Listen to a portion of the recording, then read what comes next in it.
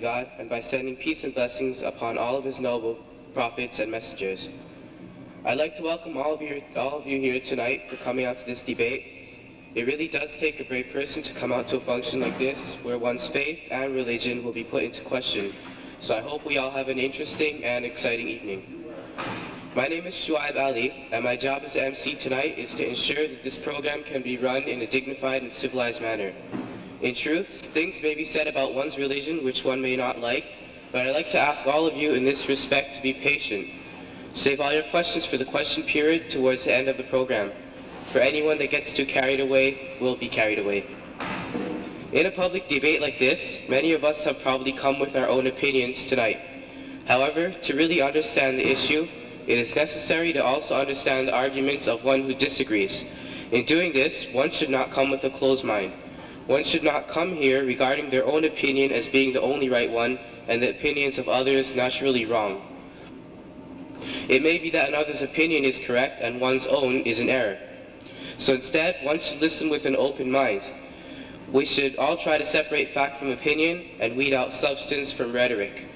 I hope that apart from learning much tonight, we will all be able to sharpen our critical thinking skills. Our two speakers here tonight are Reverend Cliff Foward and Shabir Ali. Mr. Foward is a non-denominational Christian.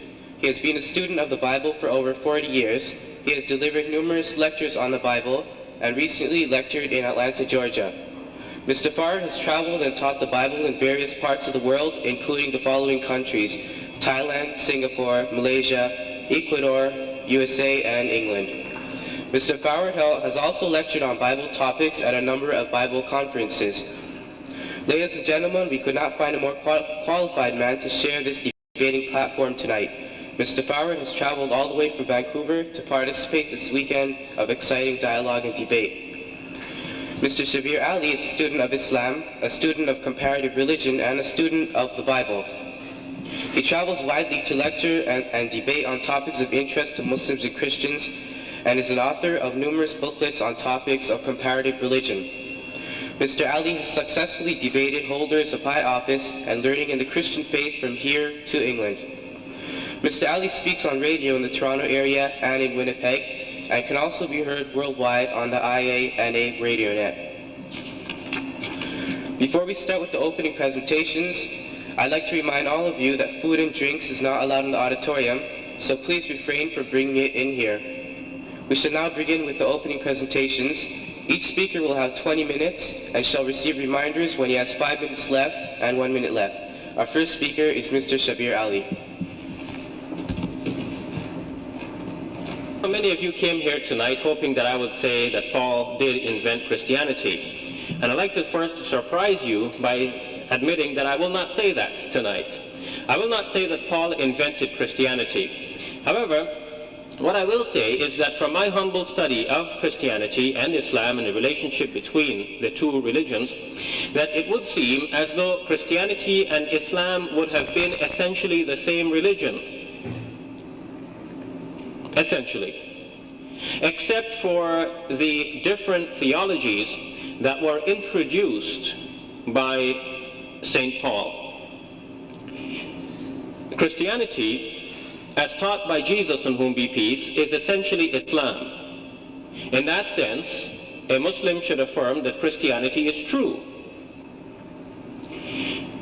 In the sense that Christianity means, however, that religion which is a combination of the teachings of Jesus and the teachings of St. Paul, the Muslim would say that Christianity is true to the extent that it agrees with Islam, and not true to the extent that it disagrees with Islam. The disagreement between Christianity and Islam is not on the teachings that Jesus left behind, but on the teachings that St. Paul has introduced. In that sense, then, Muslims would feel that Christianity is true so far as it is the religion of Jesus, and incorrect so far as it is the religion of St. Paul. A number of things introduced by St. Paul cannot be accepted by Muslims, and do not agree with the teachings left by Jesus, on whom be peace. As we try to compare the teachings of Jesus and the teachings of St. Paul today, we notice a few differences immediately. We notice, for example, that Jesus, on whom be peace, had stressed the continuation of the laws which are given by God in the Old Testament. A law, for example, like the observance of the Sabbath, whereas it was St. Paul who said that the law had been cancelled. According to Matthew's Gospel, chapter 5, verses 17 to 24, Jesus said, "Do not think I have come to abolish the law or the prophets. I've come not to abolish but to fulfill." Paul, on the other hand, in one of his letters, wrote in his letter to the Ephesians, in chapter 2, verses 14 and 15, that Jesus, during the days of his flesh, did abolish the law with all of its commandments and regulations. So here we have a difference between what the words of Jesus say and what the words of Paul say. Jesus said, "I did not come to abolish." Paul says that Jesus did abolish. Are we to believe Jesus in a case like this, or are we to believe Paul? Christianity as it stands today has followed Paul more than has followed Jesus. On a matter of difference such as this one, Christianity would tend to go along with what Paul has left behind. So it is essential then to find out to what extent the teachings of Paul have been influential in the formation of later Christian thinking, and to what extent can we consider Paul to be an authoritative teacher of the religion of Jesus. Did Paul invent a new religion, or did he steer away the existing religion away from the path on which it was left by Jesus, on whom be peace? My contention tonight is not that Paul introduced or invented Christianity, but that he has steered Christianity away from the path as it was left by Jesus. Let us see to what extent Paul has remained influential in later Christian thinking. We know that the New Testament, that section of the Bible which contains the material that directly teaches something about Jesus, is a collection of 27 books. Out of the 27, 14 of them, more than half, were traditionally held to have been authored by Paul. So you can see that Paul has become a very important and influential writer of the Christian Bible. Moreover, the rest of the materials are mainly written after Paul had already written his. And they were written and collected by people who, for the most part, believed in some crucial Pauline concepts. All of the four Gospels that we have today were written after St. Paul. In fact, today it is understood among scholars, that the very first piece of the New Testament to have been written is a letter that Paul has written, his first letter to the Thessalonians. The four Gospels, therefore, that we have, while they purport to teach the religion of Jesus and to report the life and works of Jesus, were actually written after St. Paul, and to some extent try to represent the teachings of St. Paul. Now, St. Paul's letters now in the New Testament, in the Christian Bible, show us firsthand what St. Paul was thinking about, what he was writing about, what he was debating about, and what contentious issues he had to deal with in his day.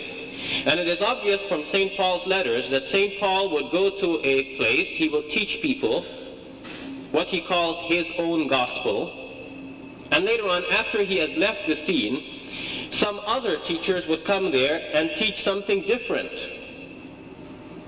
Then Paul would write a letter to them, condemning them for turning to what Paul calls a different gospel. For example, in his letter to the Galatians, Paul says, "O foolish Galatians, how quickly you turn away from the gospel which I taught you, and you have accepted a different gospel." Now, for a Christian reader today, different means one that has been deviated, a deviated gospel. A Christian thinks that Paul is here saying that you have followed a deviated gospel after leaving the gospel which I taught you. Well, indeed, that's what Paul means. But what do you think the teachers of the other gospel meant their gospel to be? Did they think that their gospel is a deviated gospel? Obviously not. They thought that they were teaching the pure and true gospel. They must have thought that Paul's gospel is the deviated gospel. Today we do not have the writings of those people who were teaching the other gospel.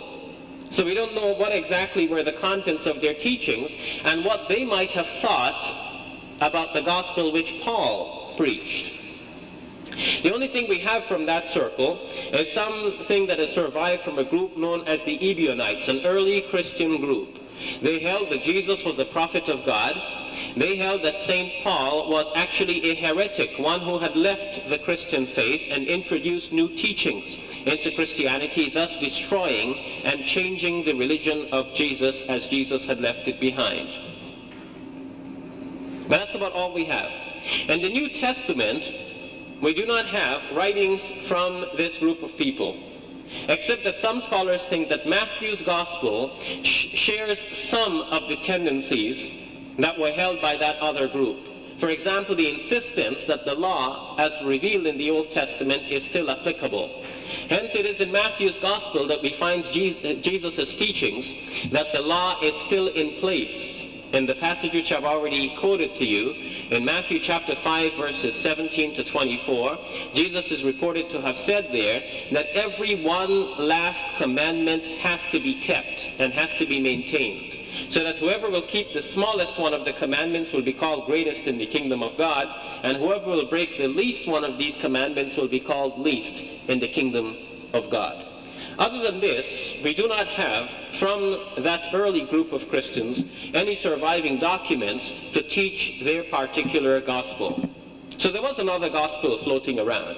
There was another teaching which the teachers called gospel. And what these teachers did was that they would go into a region where Paul was already teaching and convert the people away from what Paul taught them to what they themselves thought the true gospel were. But who were these people? And were they authoritative? Should we trust them and should we believe them? First, we do not have any direct evidence as to who these people were, what their names were. But we have some indirect evidence.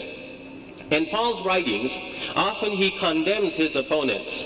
He says that these guys, these teachers of the law, these people who insist upon circumcision, they come in and they try to teach a different gospel. They teach you to observe Sabbath and holy days and so on. Well, now you get a clue as to who these people are. Without knowing their names, you know that they are people who are still practicing the ancient Jewish law. You know that they're insisting that circumcision is part of the teaching of the religion, and they're insisting that it must be done. But their names are not mentioned.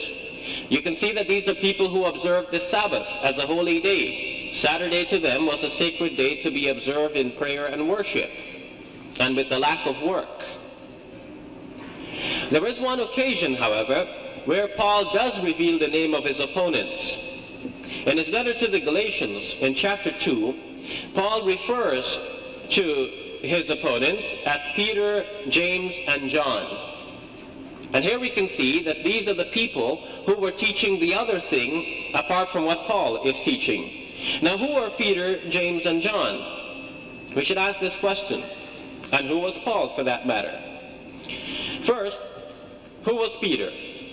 According to the Gospel of Matthew, Peter was the foremost disciple of Jesus. He is that disciple whom Jesus said he will build his church upon. In fact, Peter is not his real name, but Jesus called him Peter. His name is actually Simon. And Jesus called him Peter, which means rock. And Jesus said, "You are the rock on which I will build my church." So Peter is the main guy. He is the foundation. If you want to find out what the religion of Jesus is, you go to Peter. Who was James? James, according to Acts of the Apostle, was the leader of the first Christian church based in Jerusalem, in the city where it was originally established. So he was another main guy. In fact, according to the Bible, he was the brother of Jesus. So now, in the early days, if you wanted to know what teaching Jesus left behind, you would go to Peter. And if Peter was not there, you would go to James. Who was John? Again, according to the Gospels, John was one of the disciples of Jesus, a very close one. It would seem that when Jesus had something very private to deal with, he would have three persons with him, Peter, James, and John. So these are the guys now who are the main persons to teach you real Christianity, the teachings left by Jesus. Paul realizes this. In fact, in his letter to the Galatians, Paul refers to them as the pillars of the church. But not that he considers them to be the pillars of the church. He says that these are the men who are reputed to be the pillars of the church. And whatever reputation they have means nothing to me. God does not show any discrimination, so it doesn't matter to me what they once were. As if he doesn't consider them to have that position anymore. He doesn't think that means anything to him. They might be thought by other people to be pillars of the church. They might have a reputation that go with their name, but for Paul, that means nothing. So you might think that Paul now is someone really special to be able to judge these other guys. To say, never listen to them, come to me. I'll teach you the true religion of Jesus. So who exactly was Paul? Paul, as far as we know from the New Testament writings, was not a follower of Jesus while Jesus walked the earth. There's no occasion on which he is said to have met Jesus personally. But Paul, just after Jesus had left the scene, was known to be a persecutor of Christians. And Christians believed that Paul had an occasion of conversion, that he saw Jesus appearing to him as a spirit creature. And that when Jesus appeared to him now as a spirit creature, Jesus gave him a message to preach to the world. So hence Paul became a disciple of Jesus, not by meeting Jesus during his lifetime, but by having a vision of Jesus from the sky, after Jesus had already been taken up by God. Now it remains to ask, did Paul really see a vision of Jesus, or did he see a vision of something else? How can we know for sure what Paul really saw? Paul said that he had some disciples with him, or rather, to put it more correctly, the book Acts of the Apostles, reporting on this incident, said that Paul had some disciples with him, some other people with him, and the stories are not consistent as to what happened with these other people. One report says that they heard standing, hearing all of this. Another report says that when all of this happened, they fell to the ground. Now, there might be ways of reconciling some of these reports on some of the points. One might say that possibly they fell down and then got back up. So at one time they were on the floor, another time they were standing, and so on. But these are just attempts to reconcile what is already disparate, on the assumption that they must all be correct. And if we assume that all the reports are correct, then we reconcile them this way. So then, we have to ask then, did Paul really see Jesus? Who are the witnesses to Paul? Where are these men now? What are the names of these persons who can tell us that, yeah, we were there with Paul, and we know that he had this vision of Jesus? We're told that after Paul saw this vision, he went into Damascus, and he met a man named Ananias. Ananias had been visited by Jesus also. Jesus also appeared to Ananias and told him that Paul is coming to you. I've already appointed Paul as a disciple of mine to take my teachings forward. But who is this man Ananias? Today we don't know him, and we don't have any writings from him. We don't have anything from him that can testify that, yes, Jesus appeared to me and told me that Paul is a genuine teacher of his teachings. In the end, we do not have proper testimony to show that Paul was a real disciple of Jesus. What do we have instead? Instead, we have the writings of Paul. We have the writings of the rest of the New Testament. And we can see that as we reconstruct the teachings of Jesus, that the teachings of Jesus are different than the teachings of Paul. It was Paul who introduced the idea that Jesus is the Son of God. According to Acts of the Apostles, when Paul was converted to Christianity, he went into the temple and immediately started to preach that Jesus Christ was the Son of God. Acts chapter 9, verse 20. Prior to that time, we can see the teachings of the disciples were other than this. They went about preaching not that Jesus Christ was the Son of God, but that Jesus was the Messiah, the very thing which Muslims today believe. According to Acts chapter 5, in the closing verse, the disciples did not stop preaching door to door that Jesus was the Messiah. And suddenly along comes Paul, and what does he teach? That Jesus Christ is the Son of God. The Gospels were written after Paul, and the Gospels try to represent the same teaching, as though Jesus was the Son of God, as though Jesus already had claimed to be the Son of God. Why? Because they're trying to toe the same company line. That is what Paul had already said. That's what the writers of the Gospels now want to portray. But as the writers of the Gospels and as the writer of Acts of the Apostles try to recreate history, to modify history, to represent things differently than they actually were, we can see a few facts falling through the cracks and crevices. Occasionally they make a slip, and we can see where the writings have shown us over time that they are developing to try and represent the same teachings which Paul has left behind. Let me give you a simple example of what happens when we compare the writings in a careful and meticulous manner. We can see that in Paul's writings, Paul is teaching people that you don't have to follow the Old Testament law anymore. You don't have to keep the Sabbath, you don't have to circumcise your children, and so forth. When he came to Jerusalem, where James was the head of the church, James challenged him to prove that he wasn't teaching these things. Of course, James didn't have a collection of Paul's letters at the time, otherwise he could have said, here it is in your letter, you did teach these things. The letters were collected later. But James gave him the benefit of the doubt and said, okay, prove to us that you weren't teaching these things. Come to the temple and perform the sacrifices in the temple, and that will prove that you weren't teaching these things. According to Acts of the Apostles in the Bible, Paul went ahead and performed the sacrifices, as if to prove that he were not teaching the things which James had heard that he was teaching. But from his letters we can see that he taught the very same things. The Harper's Bible Commentary, for example, commenting on this situation, says plainly that in fact Paul was teaching the very same things, as we can tell from his letters, especially his letter to the Galatians. If we take all of these writings together, it makes Paul appear to be teaching one thing in his letters and pretending another thing when he comes to Jerusalem.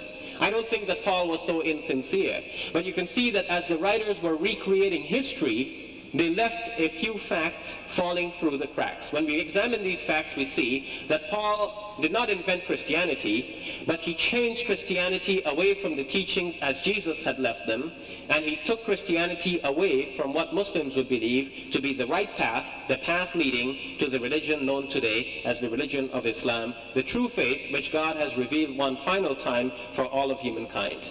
Assalamu alaikum.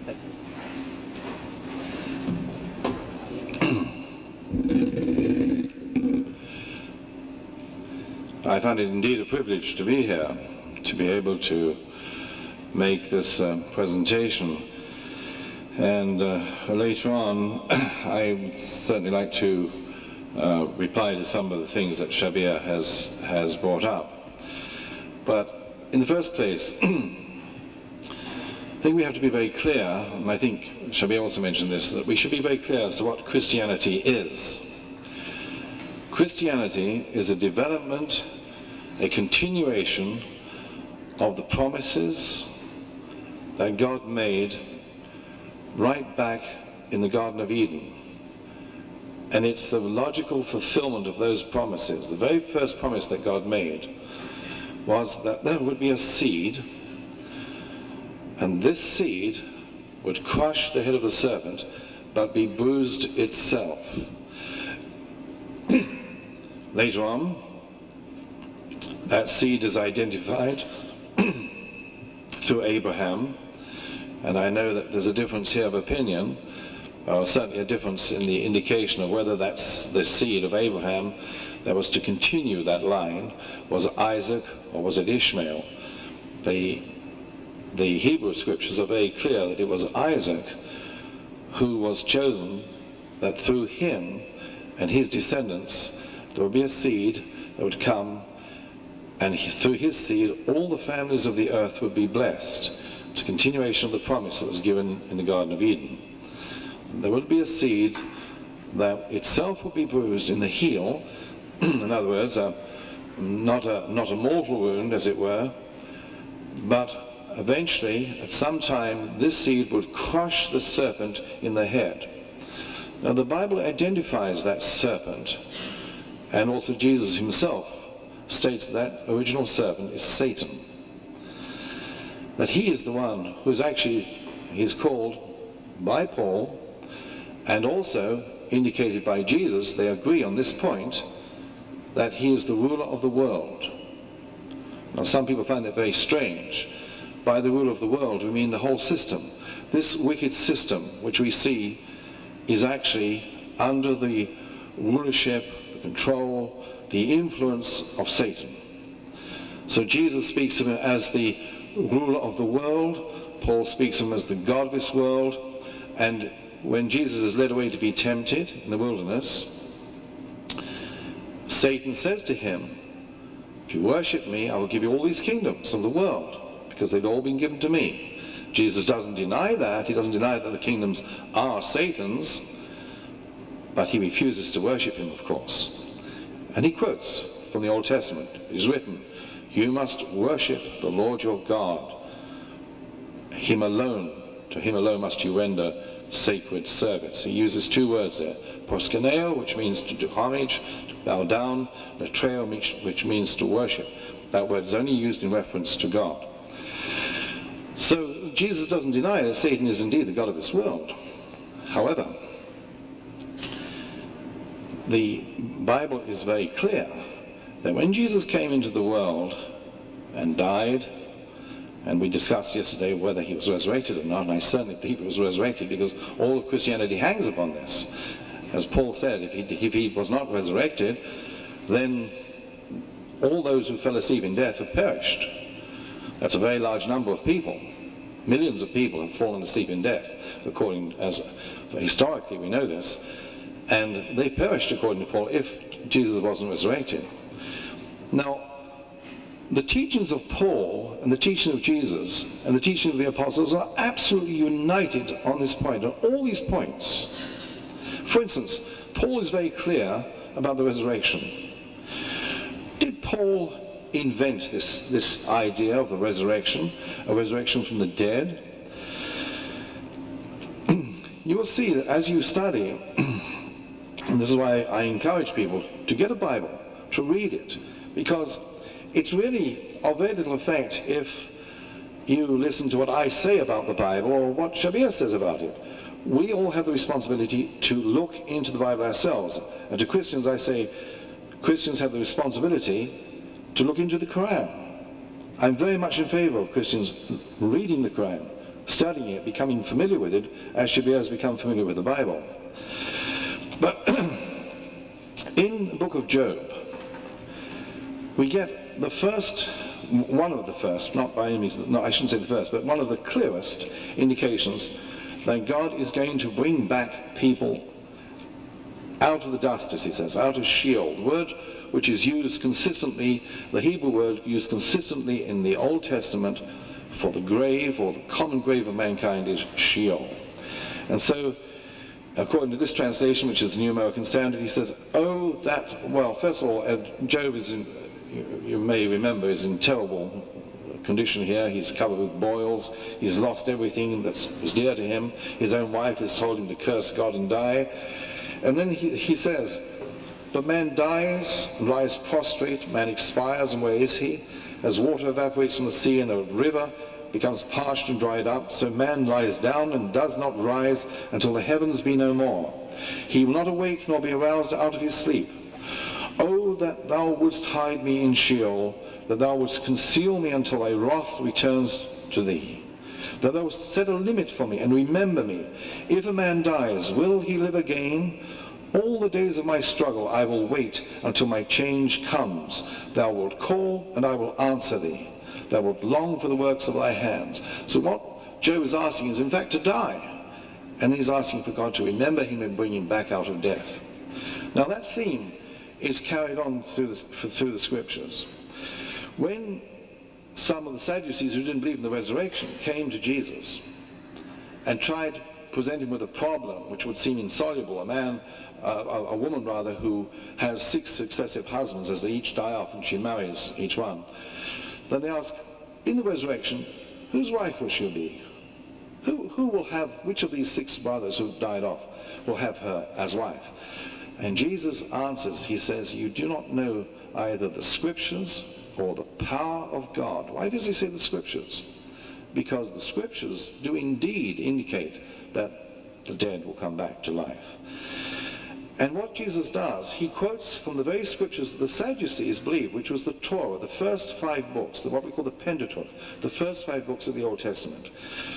And he doesn't quote from Job, and he doesn't quote from Daniel, which clearly speaks of the resurrection of the dead, but he quotes from those 5 books that they are familiar with and what they accept.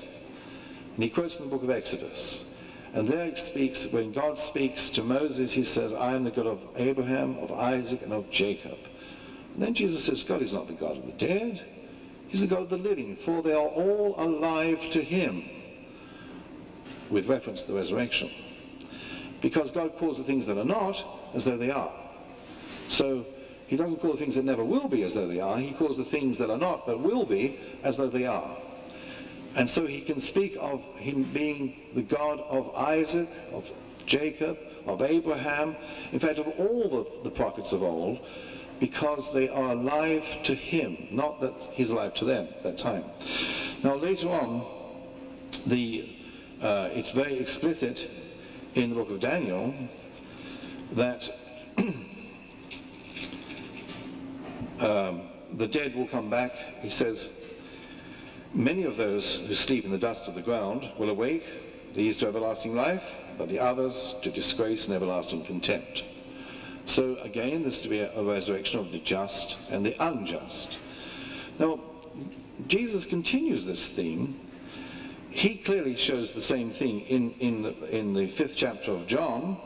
He says, do not marvel at this, for an hour is coming which all who are in the tombs shall hear his voice, and shall come forth, those who did the good deeds to a resurrection of life, those who committed the evil deeds to a resurrection of judgment.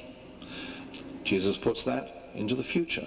The judgment itself is in future, according to Jesus, not just according to Paul. What I'm trying to show is the harmony which exists between the Old Testament, which Paul had no business in writing. He had no part in writing the Old Testament. The sayings of Jesus, which Paul had no part in writing, and the teachings of Paul. There's something completely harmonious here. And so Jesus says that the hour is coming which all those in the memorial tombs will hear his voice. And then he clearly shows in Matthew chapter 12, he says,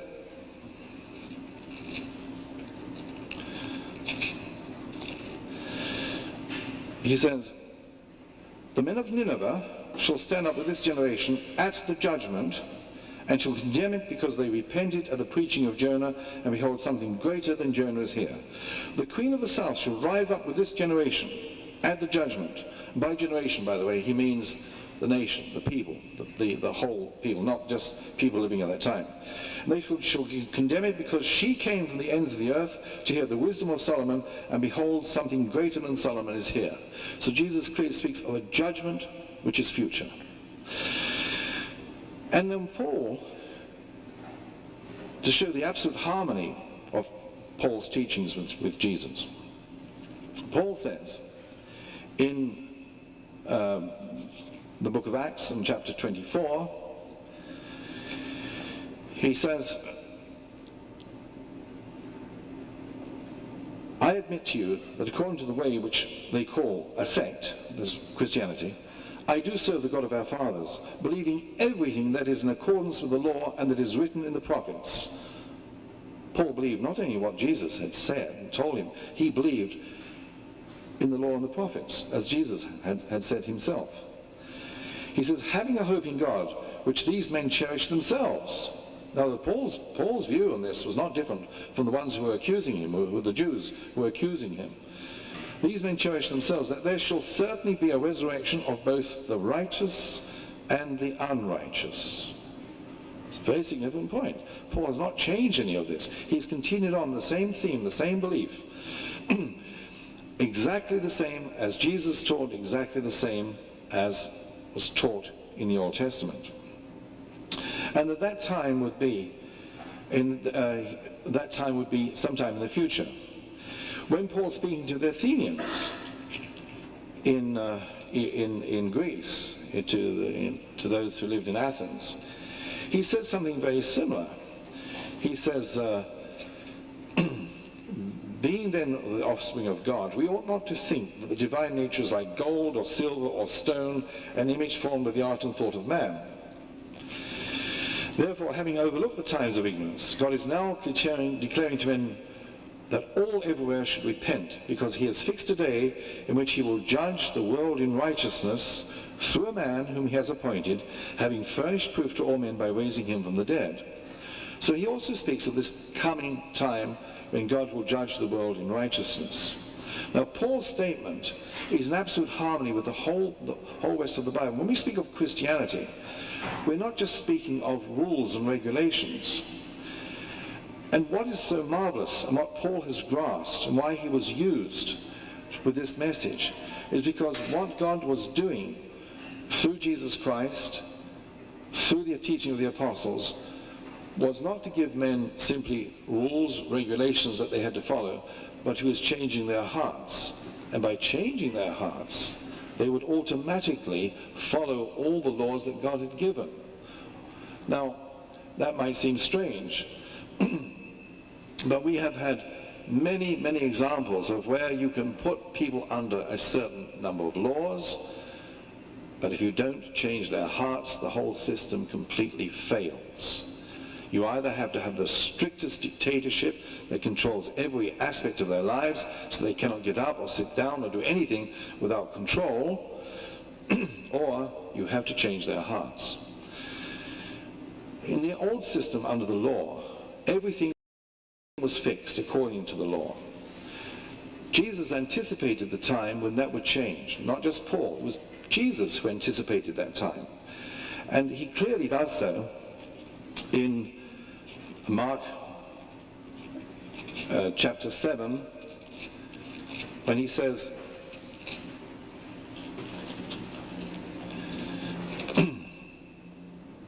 in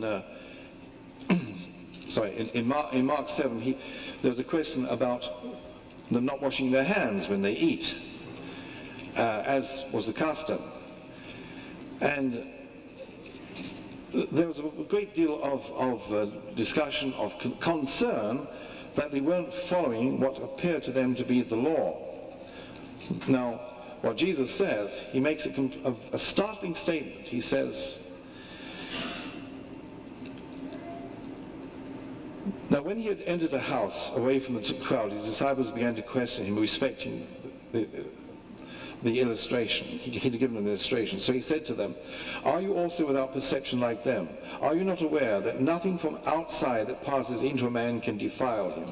This is quite different from the law. This is Jesus saying this. Nothing that passes from the outside can defile him, since it passes not into his heart, but into his intestines, and it passes out into the sewer. Thus he declared all foods clean. Now, this is an extraordinary statement, but it's not Paul who's making it. It's made by Jesus, according to Mark. There is absolutely the slightest evidence, and I don't know if any scholar would say that Paul influenced Mark. Because, you see, Paul was the one who stopped Mark from going with him on a missionary journey. He was very upset with Mark. Mark was very close to Peter, but he was not close to Paul. So the idea that Paul somehow influenced Mark in the writing of this is totally absurd. It's impossible. The same with John. There's no indication that Paul influenced the Gospel of John. And yet, it's in the Gospel of John we hear that where Jesus speaks to a Samaritan woman and says to her, or she says to him, according to John's Gospel, she says, this is in John chapter 4, and she says, according to John's report of it, the woman said to him, "Sir, I perceive you are a prophet." This is a Samaritan woman speaking to Jesus. Our forefathers worshipped in this mountain, but you people, that's you Jews, say that in Jerusalem is the place where persons ought to worship. That's true. That was according to the law. Jews had to worship in Jerusalem. What does Jesus say? Not Paul, Jesus. What does he say to her? Jesus said to her, believe me, woman, the hour is coming when neither in this mountain nor in Jerusalem will you people worship the Father. You worship what you do not know, we worship what we know, because salvation originates with the Jews. Nevertheless, the hour is coming, and is now, when those true worshippers will worship the Father with spirit and truth. Completely disregarding the whole tradition, like even the law, that they would worship in Jerusalem. Jesus is clearly instigating something new and marvelous. You will get to speak for 10 minutes each. First up is Mr. Shabir Ali. John's Gospel and Mark's Gospel could not have been influenced by the teachings of Paul. In fact, they could have been, and they have been. In one of Paul's writings, in the closing part of his letter, he said that everyone has left me and only Mark is with me. Mark then, according to Paul's own admission, is a very close follower and disciple of Paul.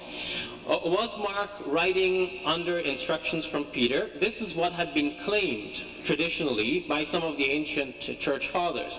However, that claim today is not sustained under the scholarly investigations. What has been found today is that Mark could not have been a follower of Peter and could not have written under the instructions of Peter. In fact, Mark's gospel is very much what is called a Pauline gospel. One of the sure signs of this is that in the gospel according to Mark, repeatedly the original disciples of Jesus appear to be idiots. And there's a reason for this. You see, once people have started to accept Paul as the true teacher of Christianity, then what do you say about Peter, the rock that Jesus said he was going to build his church upon? If Paul teaches one thing and Peter teaches the opposite thing, and you choose Paul, then you have to think that Peter is wrong. And you have to now deal with the fact that Peter lived with Jesus, walked with Jesus, and must have heard his teachings firsthand. So what do you think? You think that Paul is true and Peter is an idiot. Peter didn't understand the teachings of Jesus. Sure, he lived and walked with Jesus, but he didn't have a clue what Jesus was really talking about. What do you say about James? You say that James didn't believe. Sure, he was Jesus' brother, but he didn't believe in what Jesus was all about. He's another guy who was so naive. He didn't understand Jesus' teachings. What do you say about John? Similar thing. So now, when you read the Gospel according to Mark, that is exactly what you find. You find that the disciples of Jesus appear to be idiots. Jesus would be saying one thing and they understand another. Jesus would perform a miracle and they wouldn't understand what this is all about. Jesus just finished feeding 5,000 people with just 5 loaves of bread and a few fish. Then the next time, just a couple of chapters later, he's ready to feed another bunch of people with just a handful of food. The disciples are asking, but teacher, where are you going to get food to feed all of these people? As if they weren't even there the first time. You see, if they were there the first time, and they saw, here you have 5,000 people, and Jesus is able to feed all of them with just 5 loaves and a few fish. He would break the bread, but while he's dividing up the bread to feed them, the bread kept multiplying. They must have seen that the first time. Now the second time around, they don't have to worry. When they see a large group of people, you have to say to others, don't worry, our teacher is here. This is the greatest guy in the world. He can feed another 5,000 with just 5 loaves. But that's not what they do. They come up to Jesus and say, teacher, what are we going to do? There's all these people. How are we going to find food to feed all of these people? As if they weren't there the first time, as though they are so naive. They never seem to understand the teachings of Jesus properly.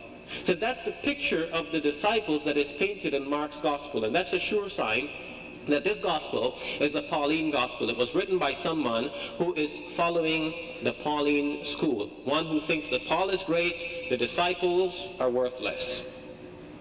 Paul had a conflict with Peter. And you had to now change your mind about having both of them. You cannot have both Peter and Paul. You have to choose either Paul or Peter. And this is the difficulty. So some people chose Paul, and they considered the disciples to be worthless. Mark's gospel is like that.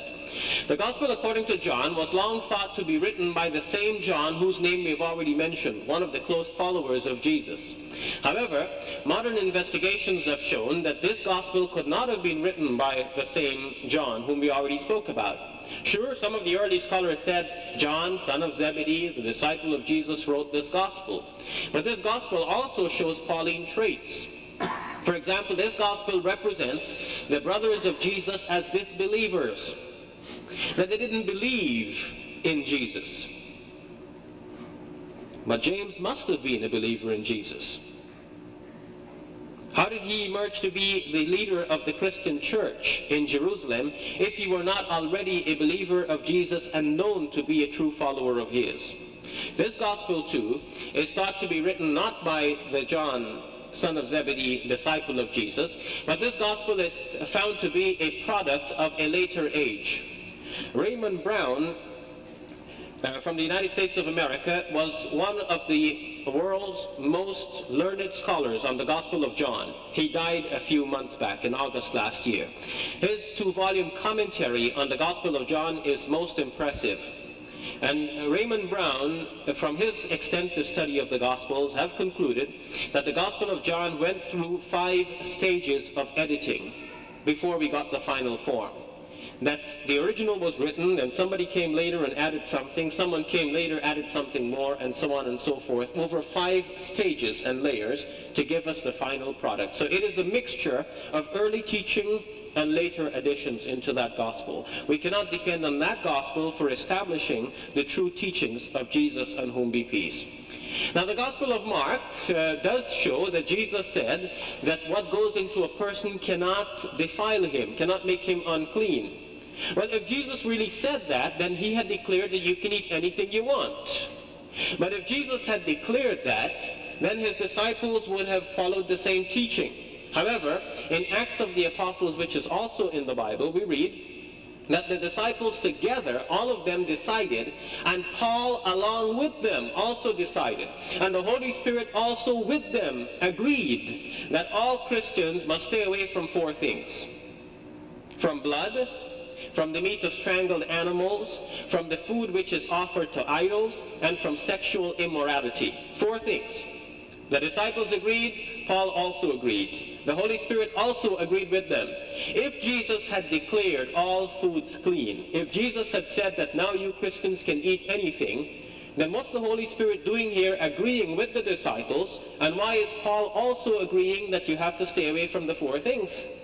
Now today every Christian will say, yeah, the number 4 thing, sexual immorality, yeah, that's bad, we have to stay away from that. But what about the other 3? You cannot eat blood. That's something that's considered to be haram, prohibited also in Islam. You cannot eat the meat of strangled animals, considered haram and prohibited also by Muslims. You cannot eat the meat sacrificed to idols, also considered to be prohibited for consumption by Muslims. You see, if we understand the original Christianity, we see that that really was Islam. But it's not followed today because people have in the backs of their minds the same things which Paul said. Paul said you can eat all foods. In his letter to the Romans chapter 14 verse 20, he declared that all foods are clean. This is why when Mark was writing his gospel, he put into the mouth of Jesus that Jesus had already said the same thing.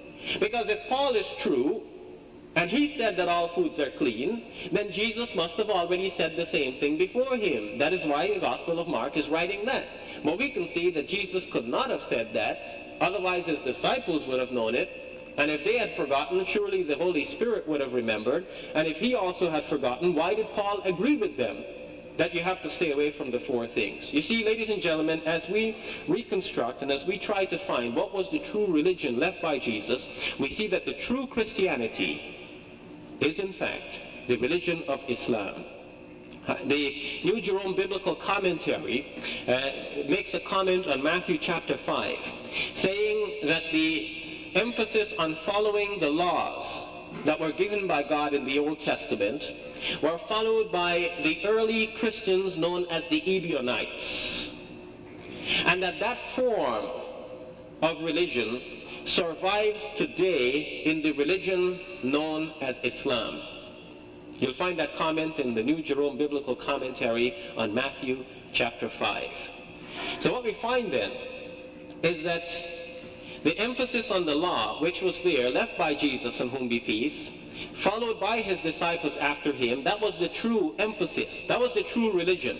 And that is the religion which Muslims today follow. Paul, on the other hand, taught that you do not need to follow the law because Jesus died for your sins.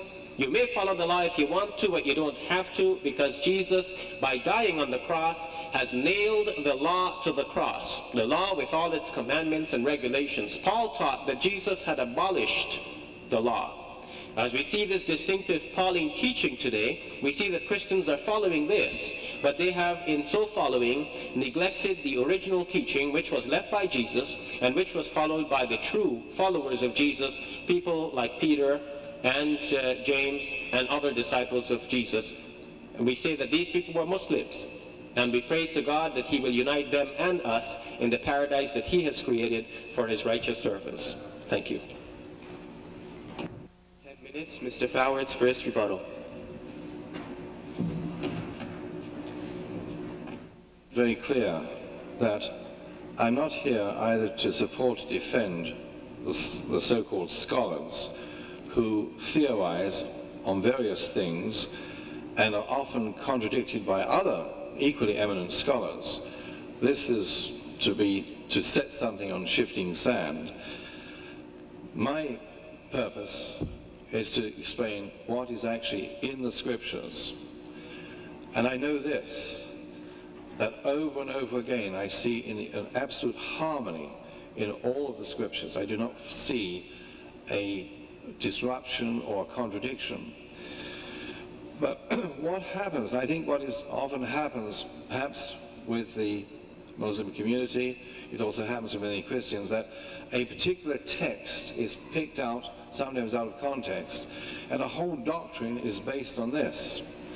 Certainly Jesus, what Mark's commentary is, Mark who makes the commentary, thus he declared all foods clean. That was after Jesus had died, and as Paul says, he had not destroyed the law, but abolished it.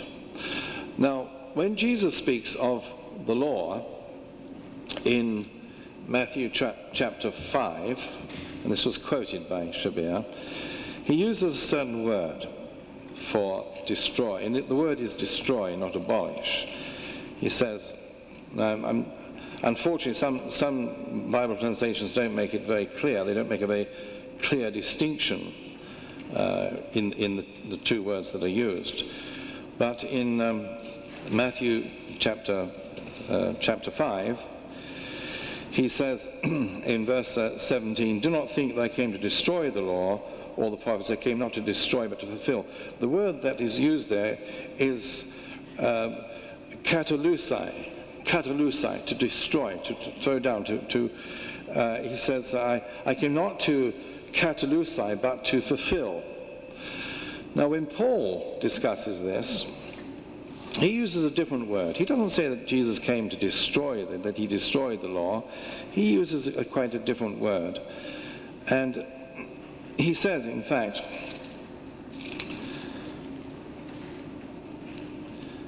and I'm reading from, again, from Ephesians chapter 2, which Shabir also mentioned. He says, speaking of Christ, "For he is our peace, he who made the two parties one, and destroyed the wall in between the fence and off." There he used the word destroyed.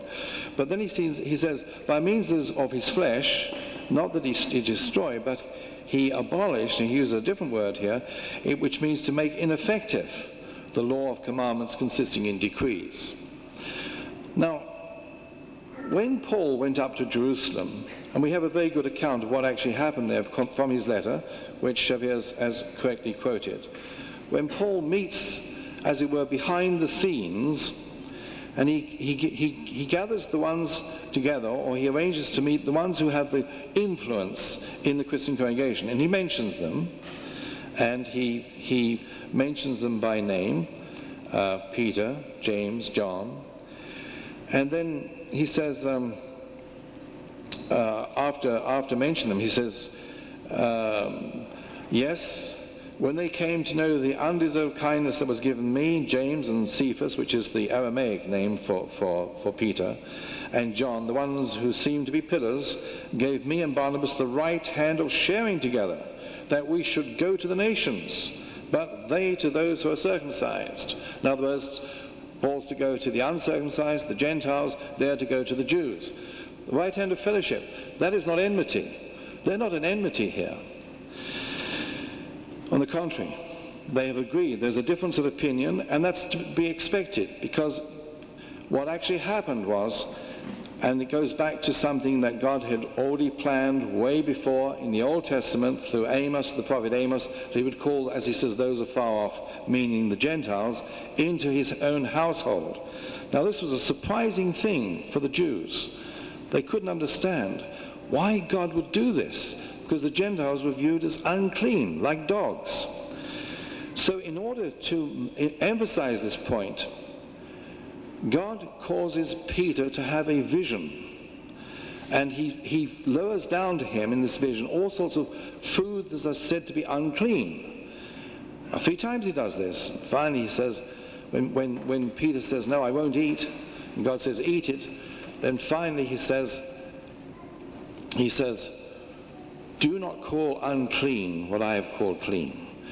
Now, Peter's wondering what this means. And finally, he is led by the Holy Spirit to the house of a Gentile named Cornelius. Cornelius has had a vision virtually at the same time as Peter. And so Peter introduces Cornelius to the Christian congregation. And there's a miraculous demonstration of God's power upon Cornelius and his household to bring them, an uncircumcised, this is the amazing thing, uncircumcised Gentile, a Roman centurion, into the Christian congregation. Unbelievable, unheard of. It was a shattering thing. And it took a miracle. It took a vision given to Peter and another vision given to Cornelius to bring these two together to cause that to happen. Peter goes back to the Christian congregation in Jerusalem and he explains what has happened. And he says, well, how could he deny baptism to these people? They hadn't been circumcised, but how could he deny baptism to them? Because God had demonstrated his power, that he was welcoming them in, uncircumcised, into the Christian congregation. Now, this is not Paul who does this. Not at all. It's not Paul who's given this vision. Now, later on, Paul indeed is sent, as we read in the letter to Galatians, he's given the right hand of friendship. What actually do they decide? Well, if we go to Acts 15, which again has been quoted tonight, what we see they actually decided. They did not want to put upon these new converts, Christian converts, Gentiles that had become believers in Antioch, they didn't want to put upon them any unnecessary thing. So what do they put upon them? Well, to abstain from fornication. Why did they do that? Because the Gentiles at that time did not regard fornication as a sin. There were temple prostitutes that time. It was considered perfectly all right to commit fornication, but not adultery. So they don't mention adultery. What else? Well, did they mention stealing? No. The Gentiles realized that stealing was wrong, so they didn't mention it. They don't mention murder. What do they mention? The necessary things that the Gentiles at the time would not have known about. And what were they? Well, to abstain from blood. Why that? Well, the abstaining from blood did not originate with the Mosaic law. It originated back before the Mosaic law with Noah. It was God who told Noah that he must not eat blood, the meat with the blood in it, because that was its life, its soul, as it were. So that's a Noachian prohibition. The matter of eating meat sacrificed to idols, this was not a question of the Levitical law. The problem was that by doing this, it would seem that they were participating in pagan worship. So it's very clear that in this case, they would prohibit that. So the 4 things which you mentioned, fornication, which they had to be told about because they didn't realize that fornication was wrong. After all, they were Gentiles. They didn't know that eating blood was wrong, because they were not aware of the law that had been given to Noah, but here it's repeated, and the same thing applies to things that are strangled, and it's irrelevant whether Christians follow these laws today. There are many Christians who do, by the way. There are many Christians who will refuse to eat blood. But what we're trying to determine here, did Paul introduce something new? Not at all. They had agreed, the whole congregation at Jerusalem had agreed with Paul on this matter. Now, are we to believe that Paul had such influence in just a few days, possibly, or the week at the most, that he was able to change the whole congregation at Jerusalem? Because who is the one who actually gets up and supports Paul? It's James. James is the one who gets up. Peter gets up in this congregation. It's a general meeting. And they both support Paul. Paul has actually had their support before. He's had the right hand of fellowship before this, before even the meeting begins. So there is no indication whatsoever that we have warring parties here. As a matter of fact, as far as Mark is concerned, and incidentally in Timothy, it's not Mark who stayed with Paul. It's Luke. Paul asks Mark to come to him, but it's Luke that stayed with him. But also Peter, and it's 1 Peter, not the one that Shabir would say is spurious, but in 1 Peter, Peter says at the end of chapter 5, he says, "She who is chosen in Babylon, a chosen one like you, sends you her greetings, and so does Mark, my son." Peter calls Mark his son. So I do not see that there's any animosity between Mark and Peter, in spite of what these so-called scholars might say. Each speaker will have 5 minutes each. Defense, a slight confusion in the manner in which he presents his ideas. On the one hand, he quotes passages that would support the idea that the law is abolished. On the other hand, he quotes passages which support the idea that laws are still in place. And actually what he demonstrates here is a confusion that is in every Christian today. Christians really are not clear to what extent they have to follow the law, or which law exactly has to be followed. They have some vague idea, maybe the 10 Commandments. But one of the commandments is to observe the Sabbath, and Christians generally do not observe the Sabbath today. They have observed Sunday instead of the Sabbath.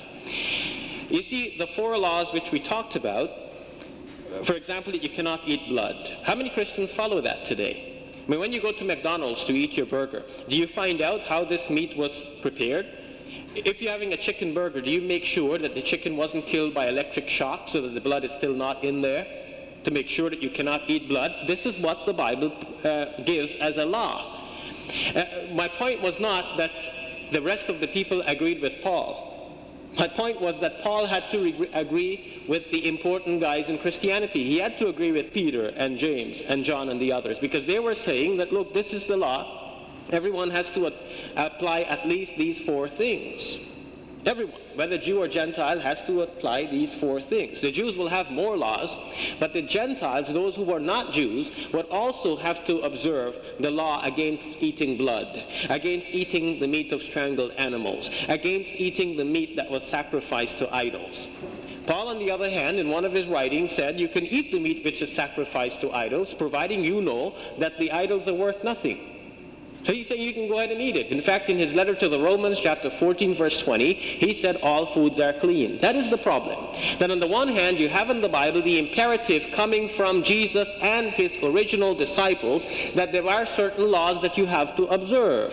On the other hand, you have from Paul that you don't have to observe the law. It doesn't matter if Jesus used a different word and Paul used a different word. Okay, Jesus said, I didn't come to destroy, and Paul said he abolished. It doesn't matter if the word destroy and abolish are 2 different words. In effect, they mean the same thing, but they're used to promote 2 different teachings. Jesus is saying the law is still valid for you. You still have to observe it. Paul is saying the law is no longer valid because Jesus abolished it. They're 2 different teachings. And now Mr. Fowler tosses back and forth between the 2 teachings. On the one hand, he says, yeah, this is the original laws which God gave, so we have to observe them. Then on the other hand, he's saying, no, you don't have to because Paul said the law is abolished. On the one hand, he's saying, okay, you don't really have to abolish the law. You don't have to really keep the law for your salvation, but Christians will keep the law anyhow. But then we should see Christians really keeping the law. We should see Christians walking into McDonald's and saying, well, I can't eat anything from you unless I find out if your meat has any blood in it. How did you kill these animals? But we don't see Christians doing that. We see Muslims doing that. So Muslims are still following the instructions that were left by Jesus, on whom be peace, and left by his earliest disciples, a person like Peter. Now, Mr. Forward quotes an incident to show that Peter also understood that the law is abolished.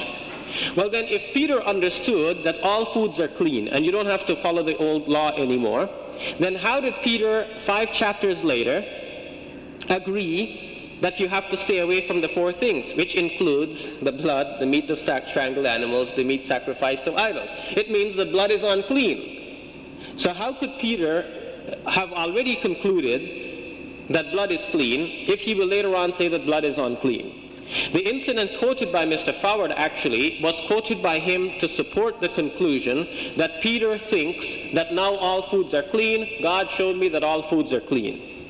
But on the other hand, if Peter had really made that conclusion, he couldn't sit in the council and decide something contrary to that and then have the Holy Spirit also agree with him, and then have Paul also agree with him. You see, there's a confusion there. The only resolution to that confusion is to understand that Paul taught one thing, Jesus and his disciples taught the other thing. Jesus and his disciples are true, they stay, and Paul go.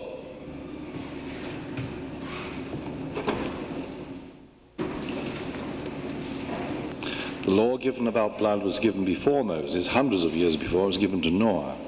The law about fornication was in practice long before the Levitical law. So those 4 laws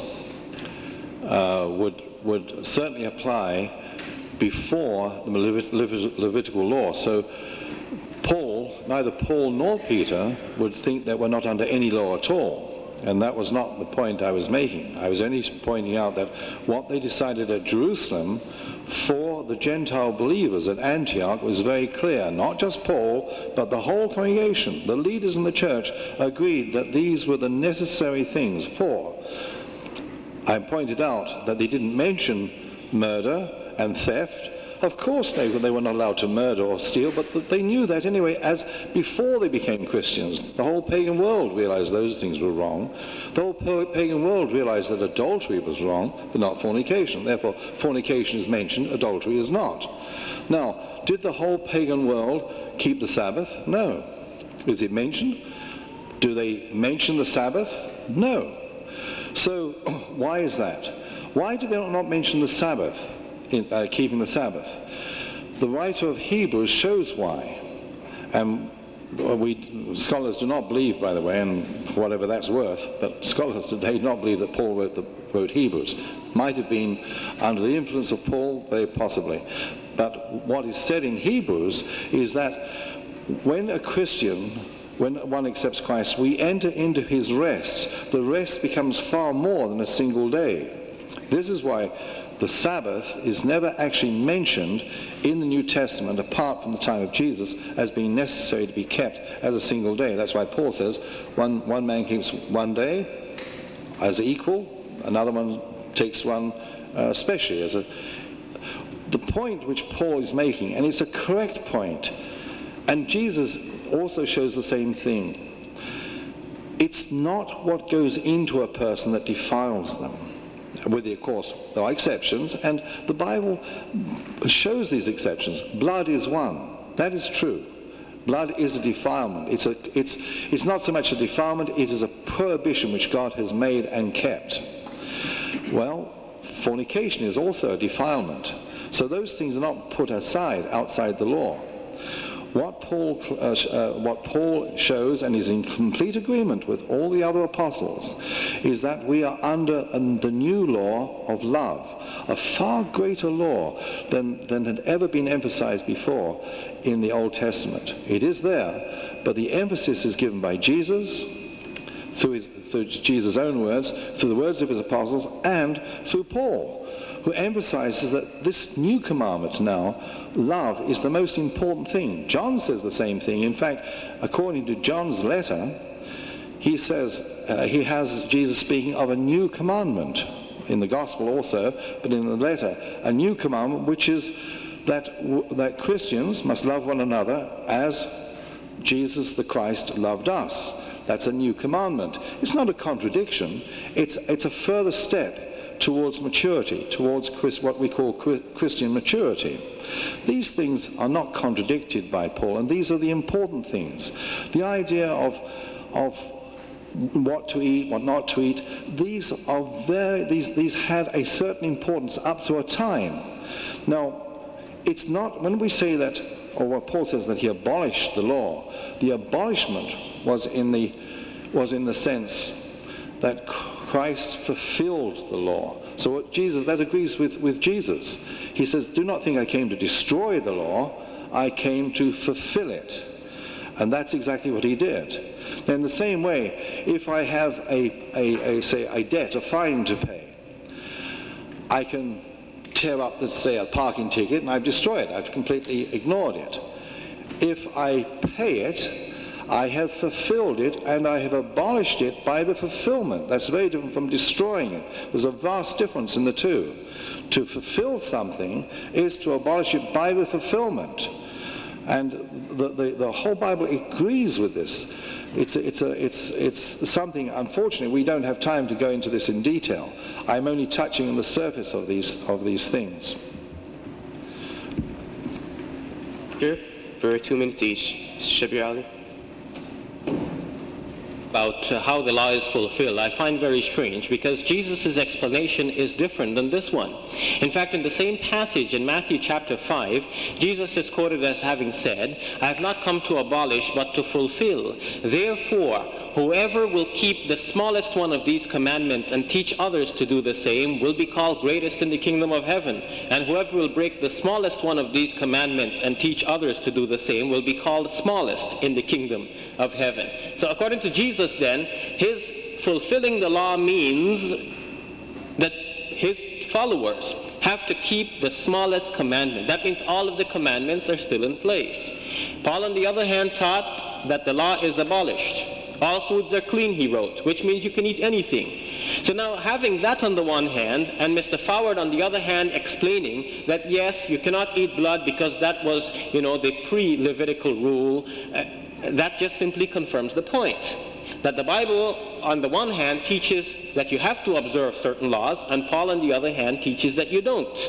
On the one hand, all Christians are instructed by James, by Peter, by Paul, when they're together, by the Holy Spirit also, that you cannot eat blood, you cannot eat the meat of strangled animals, that you cannot eat the meat which is offered to idols, that you cannot fornicate. So every Christian will say, yes, that's true, you can't fornicate. But what about the other three? If Christians are on the original religion, then they have to worry about also the other three. They have to go into McDonald's and say, look, if your animal died by strangling, I cannot eat that. Do you have anyone that certifies that your animal was slaughtered and the blood drained out? Jews today, in order to make sure that they're following the biblical law, will make sure that they slaughter the animal, the blood drains out.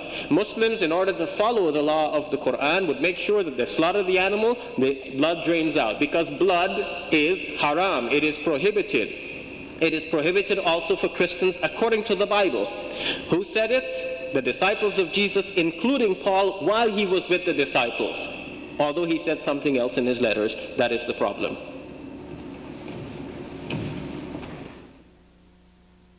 We'll now have the concluding statement from Mr. Foward.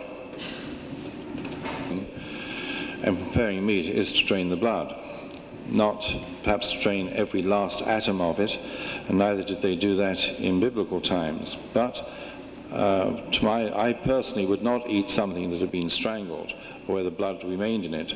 As a matter of fact, blood is, in most cases, is quite a valuable product and is drained out of the animal. Now, I may be wrong on this, but I certainly would not eat personally something which has been strangled. However, to get just very briefly on the matter of the law, and there's not nearly enough time to discuss it because it's a very difficult subject even for Christians. There are many Christians who today are very much under the law. I happen to be a Christian who is not under that law.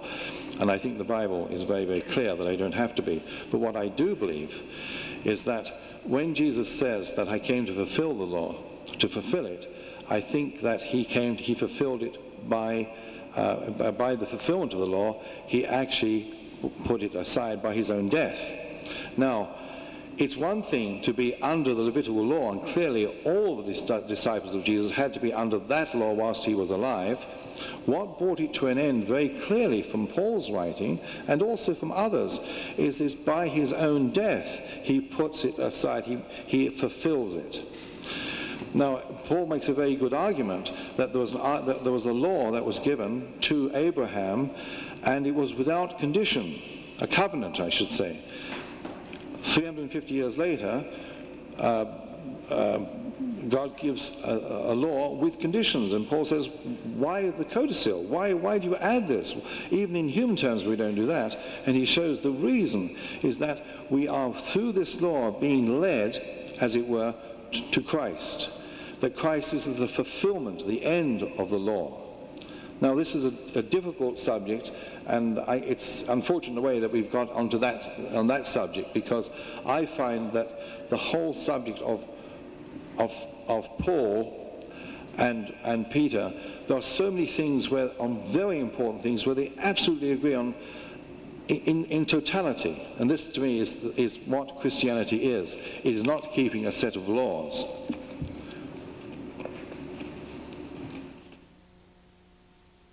Any of you have questions?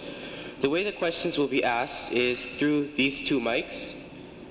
If you have a question, you can come up to the mics and direct it to a specific speaker. The brothers, if they have questions, they can line up at this mic, and the sisters, if they have questions, they can come to this mic. The said speaker should answer in 2 minutes maximum, and the other speaker can choose to comment in 1 minute. So does anyone have questions? Clear that John and Mark has a tendency to follow the Pauline way. What about the other Gospels? Does it point towards what Jesus taught, and is that in consistency with what Jesus taught? Mm-hmm. Okay, the answer is that all of the Gospels show a tendency to line up with Paul.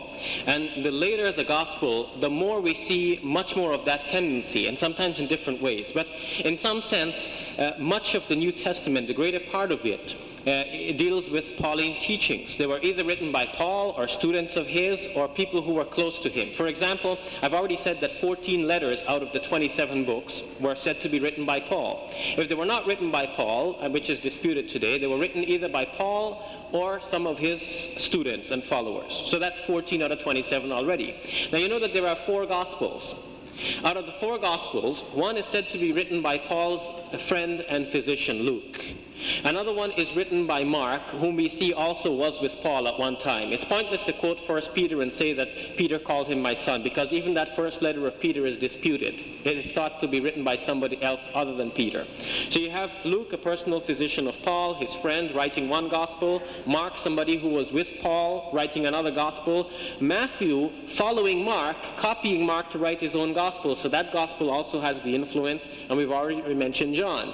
Then comes another book, the 5th book in the New Testament is Acts of the Apostles. That's also written by the personal friend and physician of Paul. And on we go. There were 2 letters which are said to be written by Peter, who was the rock on which Jesus said he will build his church. But the second of the 2 is universally agreed to be a later writing, just forged in the name of Peter. The first of the 2 is disputed among scholars. Some say Peter wrote it, some say no, it looks like somebody else other than Peter has written this one also. So you see the preponderance of writings in the New Testament which are said to be written either by Paul or by people who are close to him, his friends, his physician, and his followers. The question of Matthew. Was Matthew really influenced by Paul? And if that is so, you would think that Paul, of all people, would stop Matthew from writing this statement that we find in Matthew 16, where Jesus says, apparently to Peter, not to anybody else, upon this rock I will build my church. Although in actual fact, in the Greek it's rather different. He says, you are really a little piece of rock, and upon this rock mass I'll build my church. And the rest of the Bible is very clear that the church is built upon Christ. He's the rock mass, not Peter. But in any case, it would be very strange if Paul had so much influence that this would be here at all. And there's so many things where Peter is, certainly he is used as a spokesman, as a leader in the church, but not as the rock. But it's Peter specifically who, when they ask, they say, well, people are saying who the Son of Man is, who Jesus is, and he says, who do you people say that the Son of Man is? And they said, well, some say John the Baptist, others Elijah, still others Jeremiah, one of the prophets. And he said to them, but who do you say that I am? And Simon Peter answered and said, you are the Christ, the Son of the living God. No, it's not. See, this part wasn't quoted tonight. But if we're going to accept this as being authentic, why not the whole statement? Otherwise, if we can sort of take a part out here and say, well, this I'll take as authentic, because that agrees with me. Another part, that's not authentic, I'll push it aside. That doesn't agree. See, as a Christian, I don't do that, and I can't do it. I have to accept everything that is here, not take bits and pieces in order to prove a certain point. So if there's anything here which disagrees with me, I have to accept that too. I can't just pick and choose. And that point here, if the first part is true, that he said, you are Peter, and upon this rock I'll build my church, then it's also true that Peter said, you are the Son of the living God, not just Paul. It wasn't Paul who introduced that idea. We find this very much in the Gospels. We find when Jesus is before the Sanhedrin, they ask him, are you the Son of God? And he says, yes, I am, according to Mark. So I do not see that any indication at all that this is Paul's influence. It seems that this problem about Jesus being the follower in the law. Jesus said in the Bible, I come to follow in the footsteps of Abraham, his father Abraham. You is saying that this law was given in the Mosaic law. But he said, I come to follow in all the prophets. The law that was given to the prophets, I come to follow in these prophets. The law that you are telling us about, it doesn't coincide with what Jesus is saying here. I come to follow in the footsteps of Father Abraham and the prophets, the laws of the prophet, according to the same verse in Matthew 5. But you accepted part of that law, unknowingly that you're accepting that law and following someone else who didn't teach that law. You say you personally doesn't eat strangled animals. If you doesn't, you automatically is following Jesus' law that he had followed in the previous prophet. I want to know which are the persons you are really following. Either you're following Jesus and the prophets from Father Abraham comes down, or you're following Paul and his disciples and his teachings. I think when you concentrate on law, you are concentrating on the things on dietary laws. Really, it's what we've been discussing, dietary laws. But Jesus came to teach something far, far greater than dietary laws. Dietary laws were only there for a period of time, as I explained. They had a pictorial fulfillment or pictorial purpose, but there's something far greater than dietary laws. And these laws were taught by Jesus. For instance, where do you find in any other sacred writing the commandment to love your enemies, to pray for those who persecute you, to do good to those who persecute you? And if somebody strikes you on the right cheek, to turn your left. The idea of non-resistance. Where do you find the idea, as Jesus says to Peter, who wants to defend him with a sword, he says, put away your sword, for he who lives by it shall die by it. An absolute agreement with what Paul says also. He says, our fight is not we don't fight against flesh and blood. Our weapons are not carnal. They're powerful, but they're not carnal. We don't fight against flesh and blood, he said. Now, where do you find such teachings? They're in complete harmony, and these are the important things. If you concentrate only on such things as what we should eat, you have totally miss the point of both Jesus' teachings and the prophets and of what Paul says. So when somebody asks Jesus what are the two greatest commandments, he said these are the two, and he doesn't quote from the 10 Commandments, by the way, when he says the two greatest. He says you must love the Lord your God with your whole heart, mind and soul, and you must love your neighbor as yourself. Now if you compare that with what Paul says, he says in Philippians, for instance, and to me this does not sound like the words of a heretic, of a person who's introducing something new. He says, brethren, whatever is true, whatever is honorable, whatever is right, whatever is pure, whatever is lovely, whatever is of good repute, if there's any excellence, if anything worthy of praise, let your mind dwell on these things. And then he says, in his letter to the Colossians, he says, and so as those who have been chosen of God, holy and beloved, put on a heart of compassion, kindness, humility, gentleness, and patience, bearing with one another and forgiving each other. Whoever has a complaint against anyone, just as the Lord forgave you, so also you should. And beyond all these things put on love, which is the perfect bond of unity. And let the peace of Christ rule in your hearts, for which indeed you were called in one body, and be thankful. This is precisely and exactly the teachings of Jesus Christ.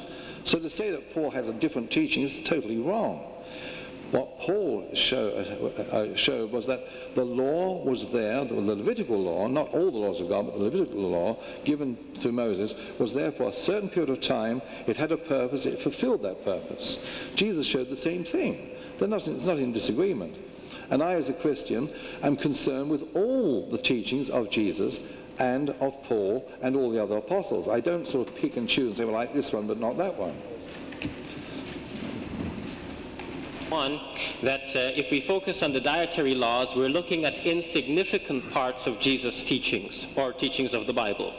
And on the other hand, second, that Paul's teachings on the important points are in agreement with what Jesus taught. I'd like to take up both of these points. First, it is not an insignificant part of the Bible to deal with the dietary laws. So we cannot say let's do away with that because that is insignificant. According to the statement from Jesus, which the questioner referred to, Jesus said, I have not come to abolish the law or the prophets, I have come to fulfill. And he said that fulfill means that you have to follow every one of the smallest commandments. So to you it might appear small, but to Jesus, it is important enough for him to speak about it, and he expects his followers to continue on the same teaching. And his original and true followers, men like Peter, continued along the same teachings, but Paul differed. Now, it is not a defense to show that, Paul might have differed with Jesus on some things, but on some more important things he agreed with Jesus. That's not a good defense, because if Paul was a true follower of Jesus, he should agree with Jesus on everything. If he agreed with Jesus on some things and not on some other things, then you can say he is part a follower of Jesus, but part he is not. Now, what about on the important things? For example, what is the declaration of belief in God? According to the Old Testament, it is, Hear, O Israel, the Lord your God, the Lord is one.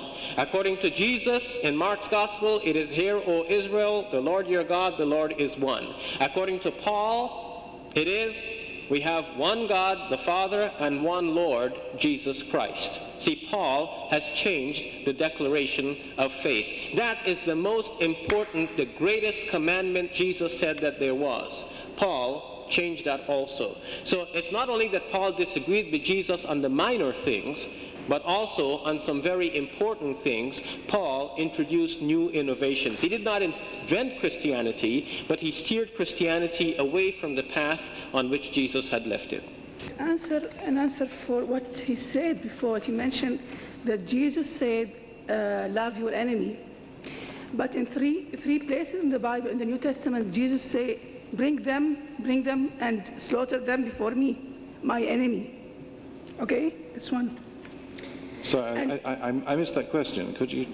No, you said that Jesus said, love your enemy. Yes. But he said in the 3 places in the Bible, he said, my enemy, bring them and slaughter them before me. He did, yes.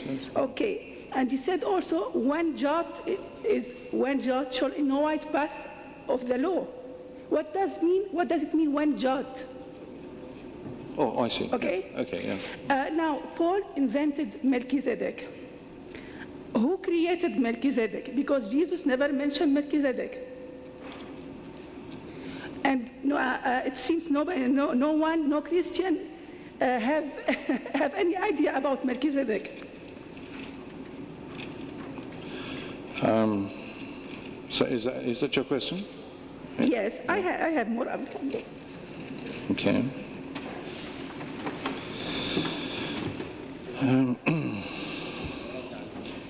Well, I'll take the second part of your question first.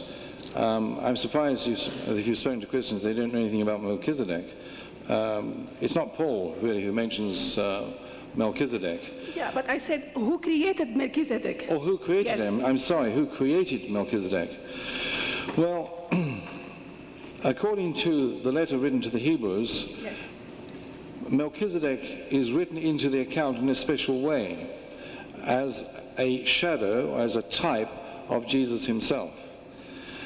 And in that way, we're not given anything about his genealogy, who his father was, who his mother was, but he suddenly appears in the record, in Genesis, just suddenly like that. And Abraham actually gives a tenth of all that is captured till Melchizedek, who is a priest. And he is a priest, his name means Prince of Righteousness, or King of Righteousness, I should say. And he rules over a place called Salem, which means peace. So he is King of Righteousness and of peace. But the interesting thing is that back in the Psalms, long before Jesus appears upon the earth, in the Psalms, it speaks of a certain person, and he says,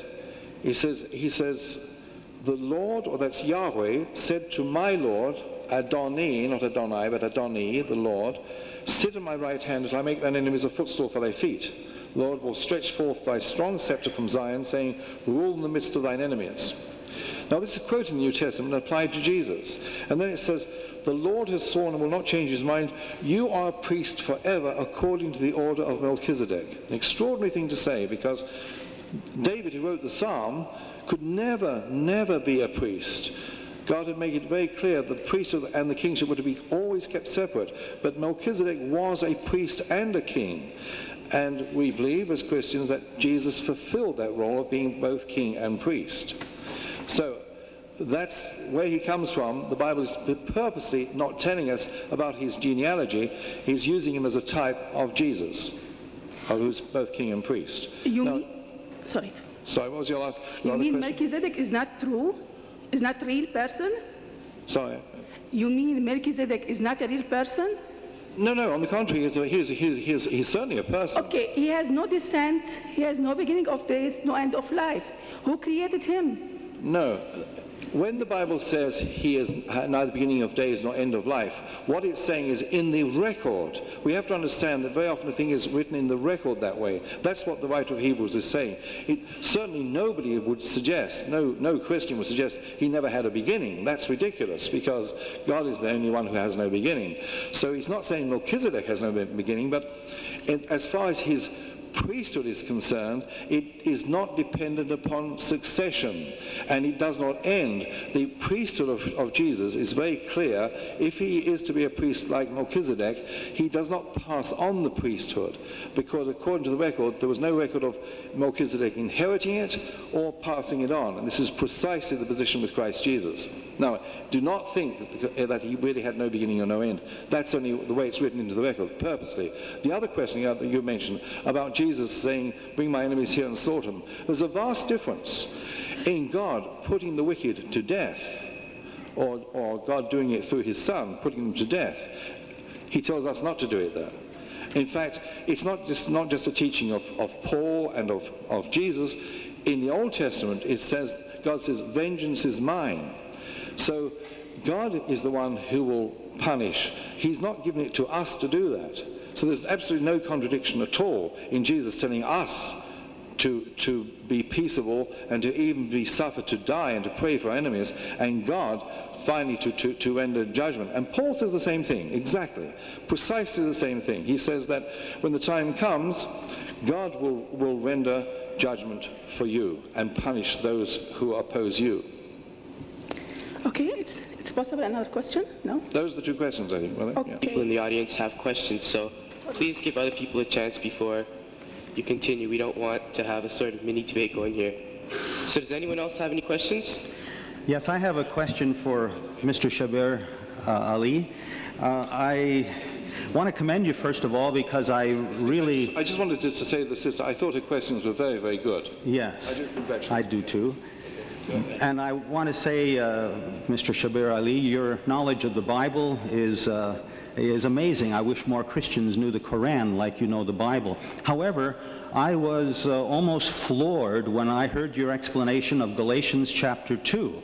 There you used what Paul says to identify James, Peter, and John as enemies of Paul, or as false prophets and false teachers. Now, it's true he mentions false brethren in verse 4. He says, it was because of the false brethren who had sneaked in to spy out our liberty, which we have in Christ Jesus, in order to bring us into bondage. Well, we can't say Peter, James, and John sneaked in to the congregation to corrupt it. And then he speaks of those who were of high reputation. And you applied this, I'm quite sure, to the apostles, Peter, James, and John. But he says, what they were makes no difference to me. God shows no partiality. Well, if he was really talking about the apostles, I could see your point. But then why, if he was talking about the apostles, does he go on and say, but on the contrary, seeing that I had been entrusted with the gospel to the uncircumcised, just as Peter had been to the circumcised. For he who effectually worked for Peter in his apostleship to the circumcised effectually worked for me also to the Gentiles. So what I read in this is he's saying Peter was used of God, and I also am being used of God. Peter was to the circumcised, to the Jews, I'm to the Gentiles. So I'm confused as to why you would say that the false brethren are these three apostles. Okay.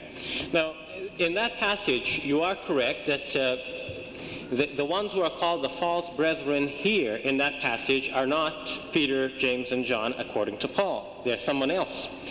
However, in many of Paul's writings, in his letter to the Galatians, in the letters to the Corinthians, Paul is always speaking about his enemies, the circumcision group, those who insist upon the circumcision, and so on. On occasion, he calls them super apostles, the pillars, but he doesn't name them. But in Galatians, he names the people who he commonly refers to as the pillars of the church. So whereas in his letters, where he's rebuking his opponents, he doesn't name them because it's not good policy. You don't name people like Peter when you start talking about your refutation of them, because these are the known guys who are the heads of the church. But on this one occasion, because it was important to establish his credibility, he's saying that these pillars of the church gave me the right hand of fellowship. Then he names them. So we can see now that the person he names now, Peter, James, and John, these are the very people that he has been condemning in some other letters. But now on this occasion, he mentions their name in order to get credibility. Now, he does say they gave me the right hand of fellowship. They acknowledged my worth. He's saying that we agreed that Peter will go to the Jews and I will go to the Gentiles. He's doing okay, I'm doing okay. But this is his own testimony. We don't have a testimony from Peter, from James, from the other disciples that yes, Paul is really teaching the truth. Because that testimony was lacking, somebody invented 2 Peter, wrote that letter as though Peter is writing it, saying, I am Peter, the servant and apostle of Christ, and I'm writing this, and I'm acknowledging that Paul is my brother and his scriptures, or his writings are scriptures.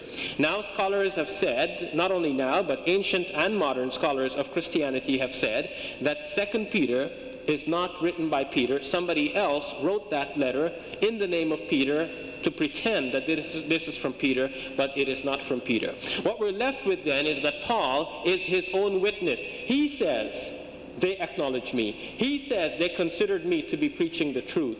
And he says that they gave me a task to go and preach to the Gentiles, or that they acknowledged that I should do this.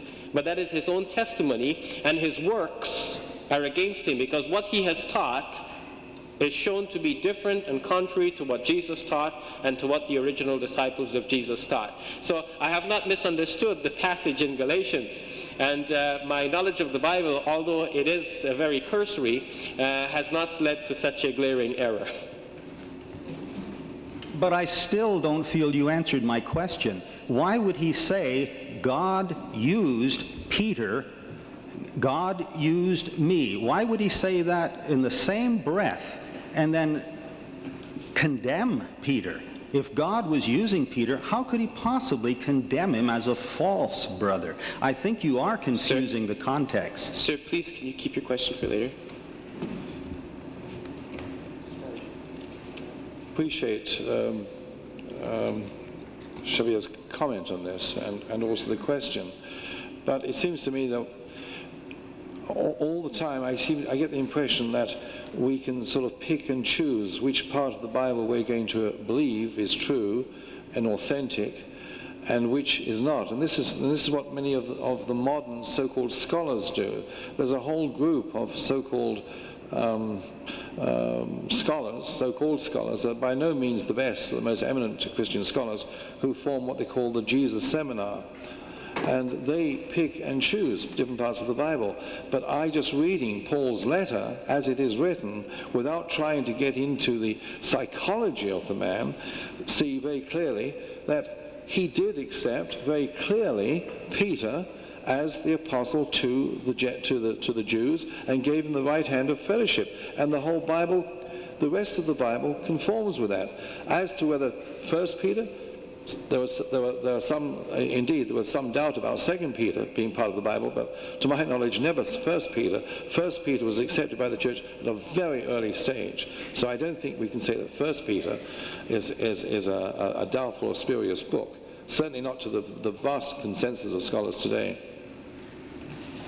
I have a written question. It says, if the original religions after Jesus' peace be upon him departure regarded him as a prophet and not the Son of God, what authority does the religion of Paul have since it was introduced at a later time? And why couldn't the Gospels be written by the original disciples of Jesus, peace be upon him, directly? And the third part, when were the Christians named Christians? What were they called during Jesus' life and immediately after his departure? And this is for Mr. Boward. After Jesus' departure, regarded him as a prophet, not the Son of God. But that's the whole point. I think very clearly they did regard him as the Son of God. In fact, one of the accusations against Jesus was that he claimed to be Son of God. Now, Son of God, by the way, was a messianic title. So when Jesus before the Sanhedrin, and all the Gospels, by the way, agree with this. Matthew, Mark, Luke's Gospel, they all agree on the general thrust of the questions. Are you the Messiah? Are you the coming one? Are you the Son of God? These are all prophetic titles. And in each case, Jesus answers. Well, in the case of Luke, he says, in fact, well, if I answer, you won't believe me. But according to Mark and according to Matthew, according to Mark, he says, I am. Yes, I am the Son of God, which is a messianic title. So it's not true to say, but only Paul, after Paul. It's a total misconception.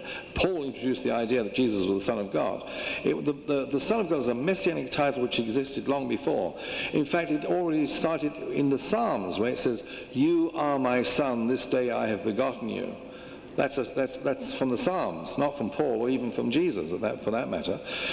So, and according to Matthew, when they ask him, are you the Son of God, are you the Messiah, he says, you have said so, which is a Hebraic way of saying, you said it, that's it. That's a Hebraic expression. But Mark comes, rather than give the Hebraic expression, he just comes out and says what Jesus meant by that. He says, yes, I am. Then he says, The next question here is, what authority does the religion of Paul have, since it was introduced at a later time? No, it was introduced at the same time. The whole, there's a seamless continuation of the preaching of Paul. It starts with Peter, who introduces Christianity to a great master of Jews, and it continues on with the preaching of Paul. Now, the question is, why couldn't the Gospels be written by the original disciples of Jesus directly? Well, Matthew, we believe, was written by one of the disciples of Jesus, and the vast majority of Christians today believe that John's Gospel was written.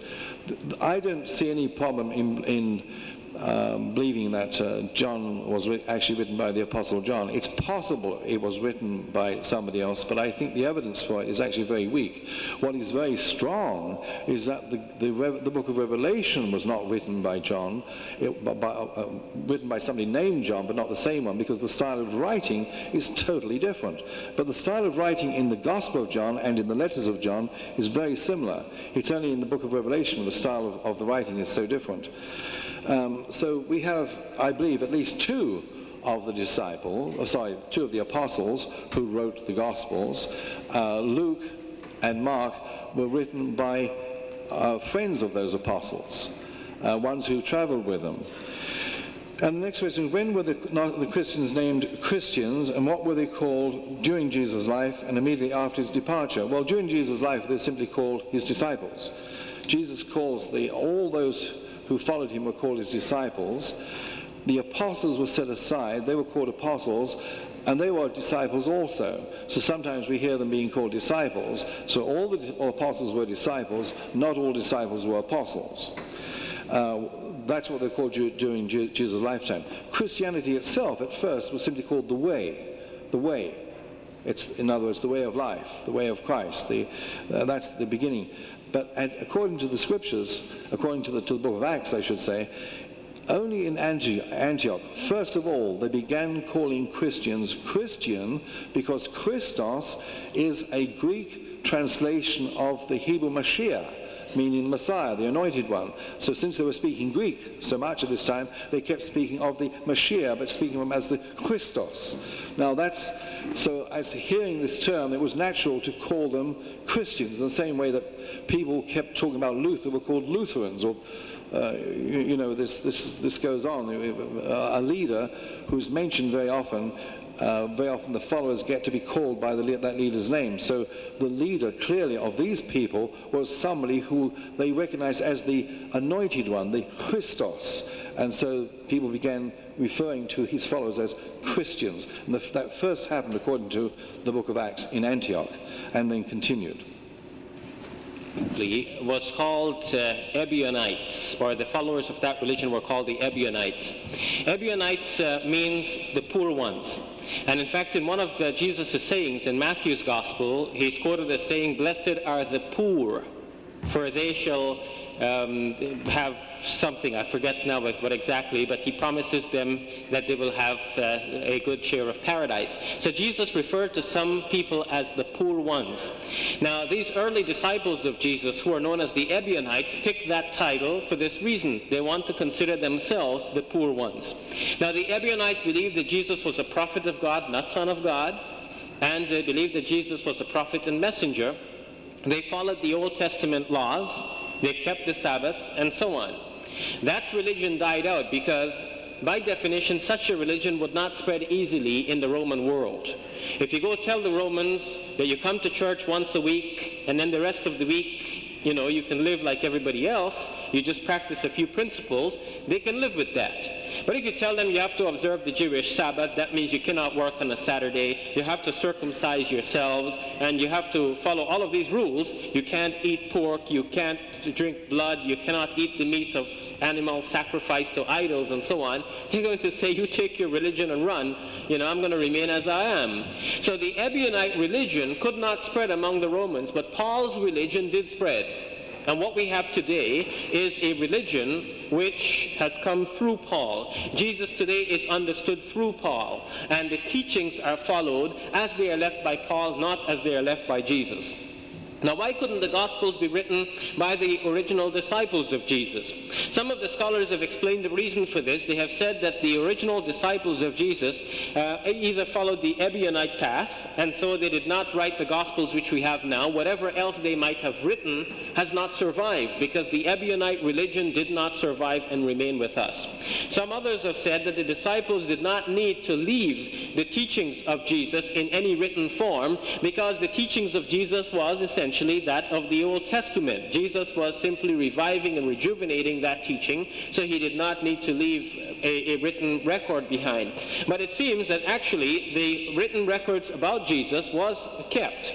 For example, the gospel which is known today as the Gospel Q was a collection of the sayings of Jesus. Today it is believed that that was a source used by two gospel writers, Luke and Matthew, that they copied from that document which is called Q when they were constructing their own Gospels. So some writings were made by the original followers of Jesus, but those writings did not survive to remain with us today. Today it is generally acknowledged that Mark's Gospel was written by somebody who is not a disciple of Jesus, that Luke and Matthew were copied from Mark, and therefore they also were not disciples and followers of Jesus. If they were disciples, followers, and eyewitnesses, they would not copy from somebody else who was not an eyewitness. The Gospel according to John is said to have been written very early, but developed over time. From a smaller piece of writing, you had more added into it through 5 stages of editing. That conclusion was reached by Raymond Brown, a famous scholar of John's Gospel, and followed by the majority of scholars today of that high academic rank. It is not a good defense to say, oh, we don't accept the Jesus seminar people. Raymond Brown was not a Jesus seminar person. He was within conventional Christianity and well accepted as a scholar of high rank on the Gospel of John. Now, the third part of the question was, what about the name Christian? When were the Christians first called Christians? According to Acts of the Apostles chapter 11, they were called Christians first at Antioch, at a place called Antioch. Now, we don't have anything against the name Christians. Previous to that, they were called followers of the way. Now we call them Christians. Actually, Christians is a good title. The word Christian means follower of Christ, actually imitator of Christ, being like Christ. That's what a Christian is. Now, today, if one is a true Christian, one would have to be like Christ. Walk as he walked, pray as he prayed, speak as he spoke. So when you're asked, who is God? You should say, like Jesus said, the Lord your God, the Lord is one. Full stop.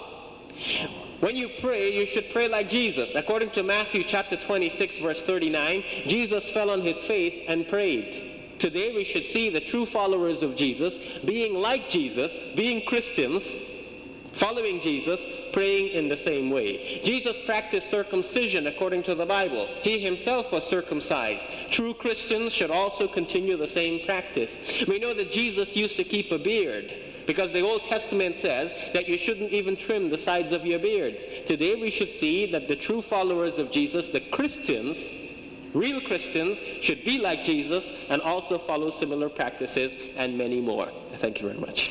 8:30. So I'm just going to take one question that we got written. It says, why do you say Mary Virgin if you accept her as the wife of God? And the second part, why do you not have a detailed Christian law as an Islamic law exists? This is to Mr. Ford.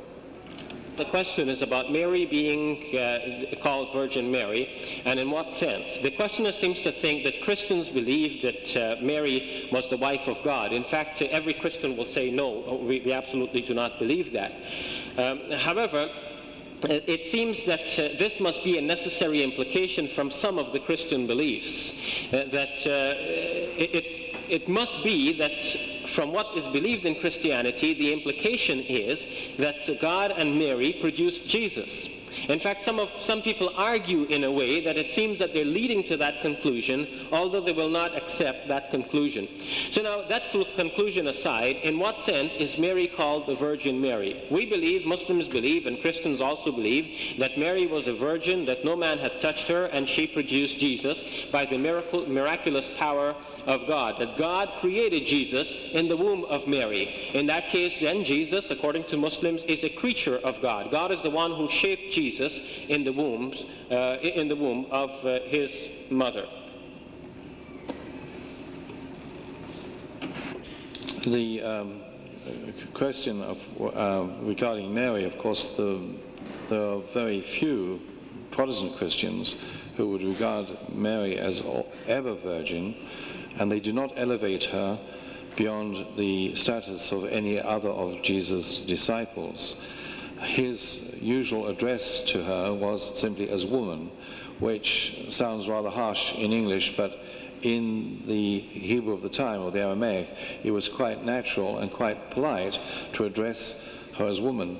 But on a certain occasion, when somebody said, "Blessed are the breasts that nursed you and the womb that bore you," Jesus said, "No, rather, blessed is he who hears the word of my Father and does it." So Jesus said, definitely not. Not blessed is this person because she had the privilege of bearing him, but blessed is the one who rather, more so, is blessed is the one who hears the will of my Father and does that will. So Jesus, but by no means elevated Mary to some very, very special position.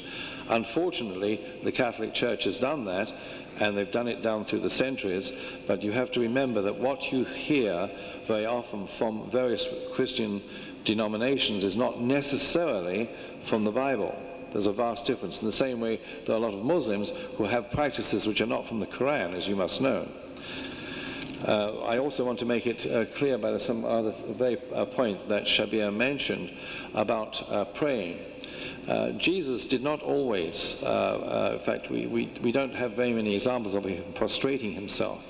When Jesus says, he says, when you are standing in the synagogue and praying, the Jewish practice was to stand to pray, and prayer can be carried on at any time, under any circumstances. It is not according to the Bible, and again, there's no point, I think, in picking and choosing certain points to take the whole Bible as a whole.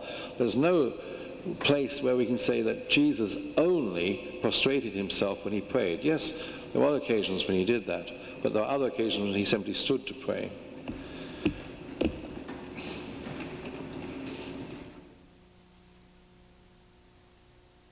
End the program. I'm sorry if you had questions and they didn't get answered. If you want, you can approach the speakers when we break and ask them what you'd like. It's now nearly time for the Melbourne prayer, and that'll be at 9 o'clock. But between now and then, you could all relax, socialize, and go for snacks, which will be in the foyer.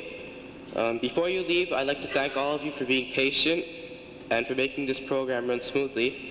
I find it admirable that today people can come together and discuss such issues as religion in a peaceful and civilized manner.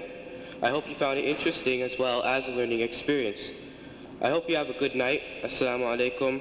May the peace and blessings of God be upon you all.